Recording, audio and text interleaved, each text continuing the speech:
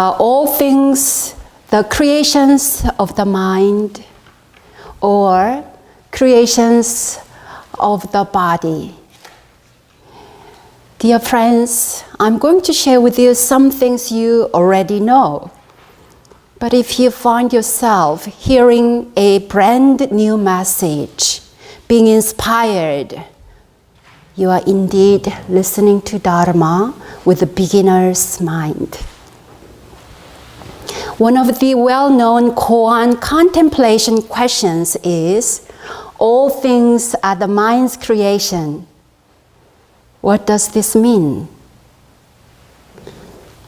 In Buddhism, we are guided to meditate on the nature of mind. Our minds interpret the world with our dualistic thought filters. Pretty or ugly, clean or dirty, nice or strange, noisy or peaceful. Our thoughts and minds can reflect the world as a happy place or a place of misery. All things are the creations of mind.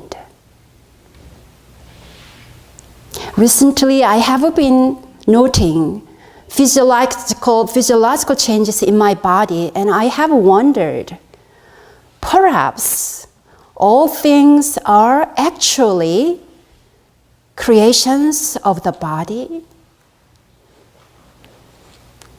Hot flashes. In early spring this year, my body felt suddenly hot and then cool. A hot flash from menopause. I'd heard about this, not expecting that I would experience it so soon. I found it amusing, but also distracting, as I tried to accommodate the sudden change of bodily temperature. When I first noticed this phenomenon happening at an early morning meditation, I gently uncovered myself with a blanket. Oh, this is distracting my calm, still energy. I noticed how much attention and thought were going into these sensations. All things in our everyday lives seem to be heavily influenced by the body and by our reactions to the body's reactions. So I decided not to accommodate the changes of temperature and instead try to just observe this sensation of sudden heat and discomfort. Just observing without reacting requires a great deal of mental fortitude. Thankfully, in 2 months, the hot flashes stopped, or I might have stopped noticing them. Then they came back. I became aware of sudden sweats arising all over my body. I started to carry a handkerchief to dab perspiration in my face. During meditation, I would open my hands. Instead of this way, open my hands facing up to release the heat and just sit, focusing on my belly breathing and settling in my danjan. The good news for me is that I became used to these flashes. They no longer make me feel uncomfortable as my mind peacefully accepts these changes in my body. Eye flutters. One day, I started to notice a fly or mosquito dancing around in my right field of vision. I tried to shoo it away, still there. Oh, then it must be a stray hair, I thought, and I tried to brush it aside. Still there. Oh, now it looks like a chromosome speck floating in my eye. According to Nate, Patty, and Kathleen, this is called an eye floater. And it will get worse as I grow older. What shall I do with it then? They said, well, you will get used to it, so just ignore it. I could not. I just whined about it. And then a fear arose. What if this causes me to lose my vision? Suddenly, my eyes started to feel tired and heavy. RuPaul, our temple doctor, suggested seeing an eye doctor. So I did, with Kathleen's support. After paying $165, the doctor said, "Floaters." Ouch! I was relieved to hear her say that, but I regretted not trusting Nate, Kathleen, and Patty, who had already diagnosed the situation. I should have listened to those who had life experience and life wisdom about this. I asked the doctor how to prevent floaters in the future. Stop aging, she said. She tried to schedule another visit. I said, no thanks. It's not always fun getting older, but thank goodness, lots of insight comes with age. And often, aging can be an amusing journey. Every day is new. But because of underlying fears concerning age, health, and our sense of vulnerability, we spend lots of money. People in Korea and America typically carry 4 or more insurance policies. Medical insurance, dental insurance, car insurance, property insurance, life insurance, flood insurance, hazard insurance, etc. Does so much insurance coverage free us from fear of the unknown? What are we afraid of?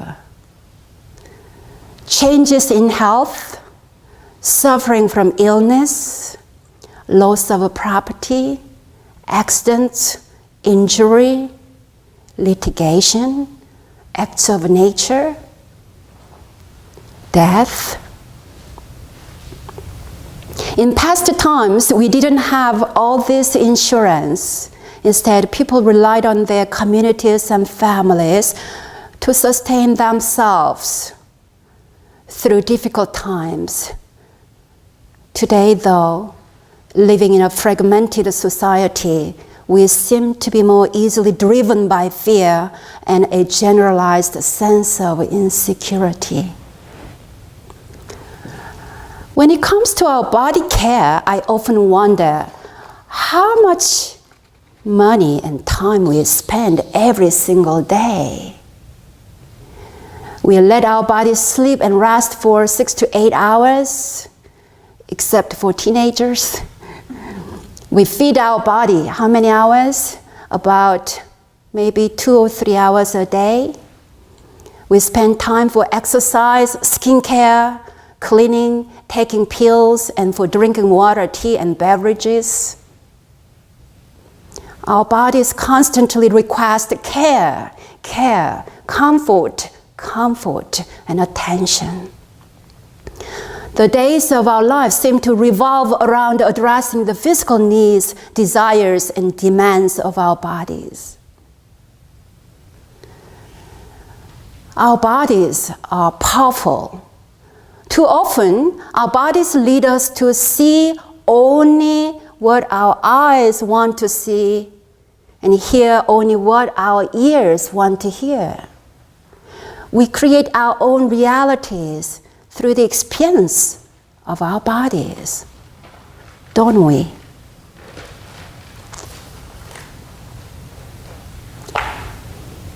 Poison ivy. Happy weed pulling. I don't remember touching poison ivy, but after scratching a few times, I noticed a rash on my right arm. It started to blister and weep. As days went by, the rash did not get better. It felt like my skin was rotting. I thought about Sote-san, our founding teacher, who had oozing rashes because of his long ascetic practice. I wondered if now I would become enlightened like him.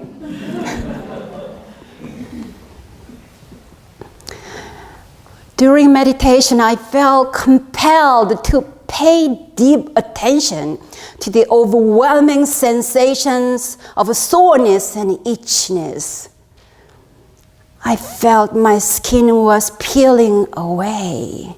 I felt that my very self was shedding and dissolving. Thanks to poison ivy, I found myself in deep absorption. All things are the creation of a body. Without this body, no awakening of mind.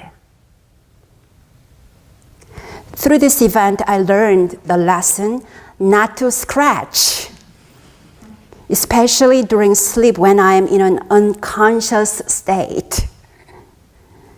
I trained my mind to wake up, even in the middle of the night, whenever I felt compulsion to scratch.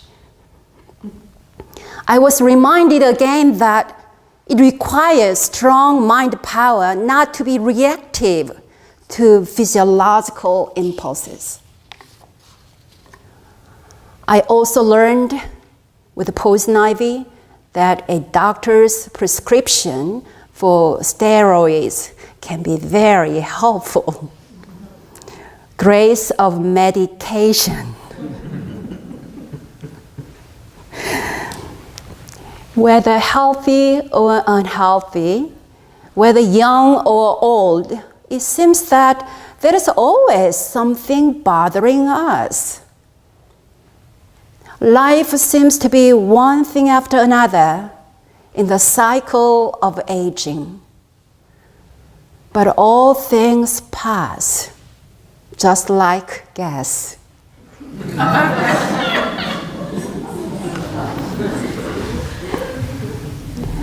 Would you say that paying full attention to our bodies and health is a journey of a great awakening?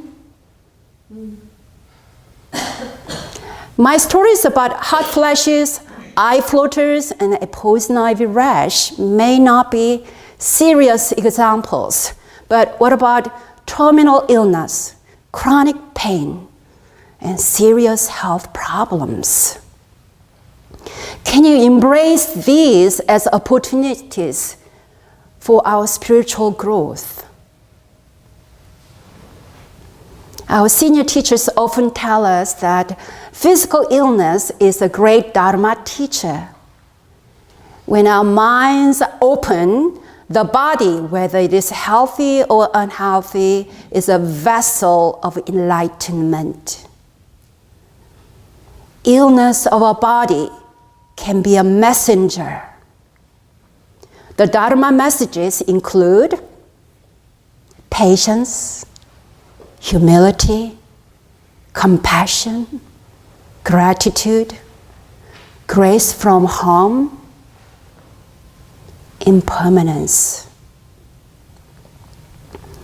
One of the primary mottos in Won Buddhism is 영육상전, which literally means wholeness of both spirit and flesh. Wholeness of both spirit and flesh. This can be translated, body and mind come together. Truth and life work together. The cycle of birth, aging, and illness is a truly mysterious journey. Every moment we can realize that the truth, change is the only constant. Change is the only constant. Everyone experiences changes in health, regardless whether you are a farmer, Dharma teacher, president, and the Queen of England.